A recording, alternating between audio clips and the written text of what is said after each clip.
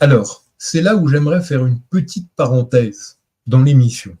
Une parenthèse non seulement paranormale, mais même carrément complotiste. M'autorises-tu une telle folie, Pascal? Parce qu'attention, ça va loin. Mais on fait cette émission pour que tu puisses dire ce que tu vas dire maintenant. Voilà. Non, vas-y, je t'en prie. Alors en fait, moi, vous savez, j'ai découvert l'ufologie, notamment avec Jimmy Gueux dans les années 80. C'était pas le meilleur mentor qui soit pour avoir une approche rigoureuse du sujet OVNI, mais au moins, il y avait quelqu'un qui faisait le boulot en langue française à l'époque. Bon, après, je lisais aussi des bouquins plus anciens, hein, et un peu plus sérieux d'ailleurs. Mais Jimmy Gueux était quelqu'un qui s'autorisait toutes sortes de fantaisies, et j'ai été toujours surpris que, notamment après son roman où des gens partent faire un safari à l'époque des dinosaures, il n'ait pas eu l'idée de développer une théorie du complot. Une théorie du complot qui existe, que je n'ai pas du tout inventée, je m'empresse de le préciser, mais qui est étonnamment très très peu répandue, même chez nos amis les néo-évéméristes, qui pensent que non seulement nous avons été visités par le passé, ce qui ne me pose aucun problème, mais, et là ça m'en pose peut-être un petit peu plus, que nos visiteurs auraient massivement interagi avec nous et seraient même intervenus sur le cours de notre histoire et pourquoi pas de notre évolution biologique. Parce que vous connaissez tous la météorite de Chicxulub, qui est le nom d'une localité au Yucatan. Bon, en fait, vous ne connaissez pas ce nom, mais vous connaissez la météorite puisque je suis en train de vous parler de la garce intersidérale qui a tué mes très chers amis, les dinosaures. Les grands dinosaures, puisque je rappelle que les dinosaures n'ont absolument pas disparu. Il y en a 10 000 espèces aujourd'hui sur Terre, ils ont des plumes, mais ils font cuit-cuit. On appelle ça des oiseaux. Mais les grands, eux, ceux qu'on aimait, ceux qu'on aime voir dans les films, ceux dont on a gardé, comme moi, les figurines d'enfants, oui, j'en ai même racheté étant adulte, je l'avoue. Eh bien, ces pauvres grands dinosaures, eux, on sait que à un moment du Crétacé, ils ont eu des petits problèmes. Voilà, l'écosystème fluctuait, il y avait des éruptions volcaniques, il y avait des problèmes environnementaux. Bon, ça faisait 200 millions d'années qu'ils étaient là, ça faisait 120 millions d'années qu'ils régnaient sur les écosystèmes terrestres. Ils en avaient vu d'autres. Donc ça, c'était pas le souci. Mais là, à un moment où ils n'étaient pas forcément au mieux de leur forme et où l'écosystème global était déstabilisé, voilà pas qu'un caillou débarque. Et un gros avec ça. 10 km de diamètre. Le beau machin. Alors, rien que quand vous voyez un impact de balle, vous voyez la taille de l'impact par rapport à la taille de la balle, là, c'est beaucoup plus disproportionné. En fait, le cratère de Chicxulub, qui est dans le golfe du Mexique et qui chevauche légèrement le Yucatan, au sud du Mexique, est beaucoup plus grand que 10 km. Donc on l'a retrouvé, même s'il est enfoui sous les sédiments. C'est pour ainsi dire ce qu'on appelle un astroblème, c'est-à-dire un cratère fossilisé. Et en l'occurrence très érodé et très dégradé. Hein. Voilà, même à la surface, on les reconnaît très difficilement au bout de tout ce temps. Alors, cette météorite est en plus tombée pile en Amérique centrale.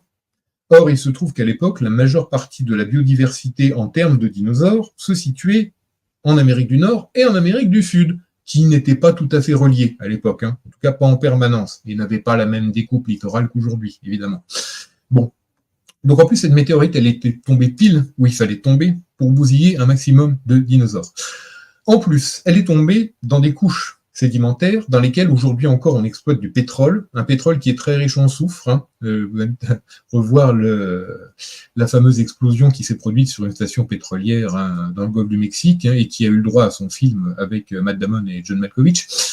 Et ce pétrole, ces sédiments très riches en soufre, ont été évidemment libérés dans l'atmosphère par l'impact extrêmement violent de cette météorite, qui a donc libéré non seulement une onde de choc, non seulement une onde thermique, non seulement un mur de flammes qui s'est étendu, et qui d'ailleurs, au bout de quelques heures, a fait tout le tour de la Terre, même les flammes, et qui a déclenché, là où il y avait de l'eau, grâce à l'onde de choc, des tsunamis, et pour le coup, là, des tsunamis comme on les voit dans les films, c'est-à-dire des murs d'eau gigantesques, alors que normalement, c'est pas du tout comme ça.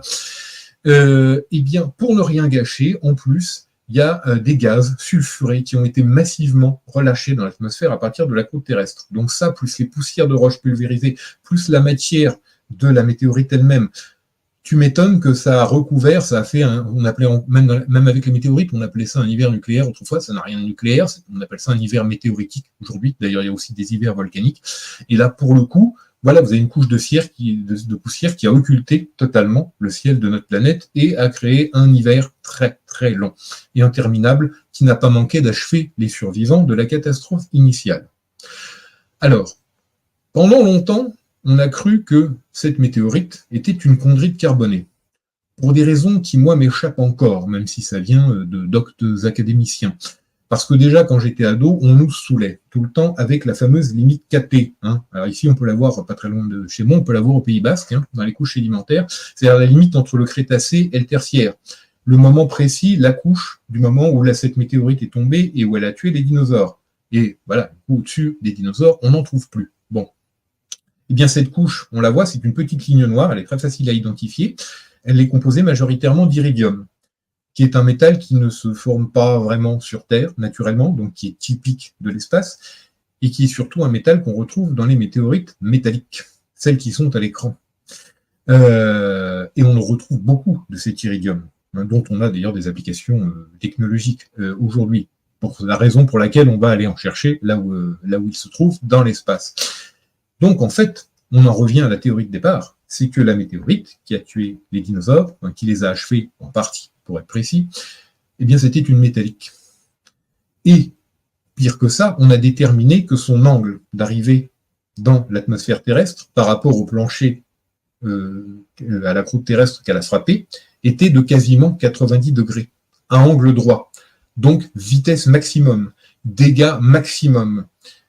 On aurait voulu, c'est une expérience de pensée, puisque ce n'est pas ma théorie complotiste, mais on aurait voulu flinguer les dinosaures et rebattre totalement les cartes de la vie sur Terre pour peut-être laisser une chance aux mammifères d'engendrer des êtres un peu plus conscientisés et de culture que les dinosaures ne se promettaient de le faire, puisqu'en l'occurrence, leur seule sophistication, c'était justement les plumes et le vol, ce qui est pas mal aussi, qu'on ne s'y serait pas pris autrement, et qu'on s'y serait pris en utilisant une météorite pour être bien sûr que ça ait quand même, grossièrement, l'air naturel.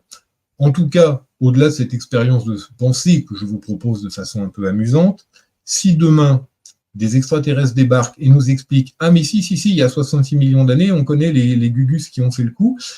Si, c'était eux, ils l'ont poussé du pied, ils ont bien visé, c'était fait pour, voilà. » Eh bien, je ne serais peut-être pas à moitié, mais je ne serais qu'à un quart surpris.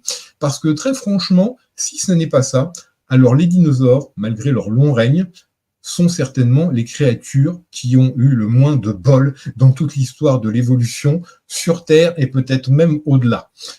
Je vous laisse méditer sur cette question d'ici à la diapo suivante.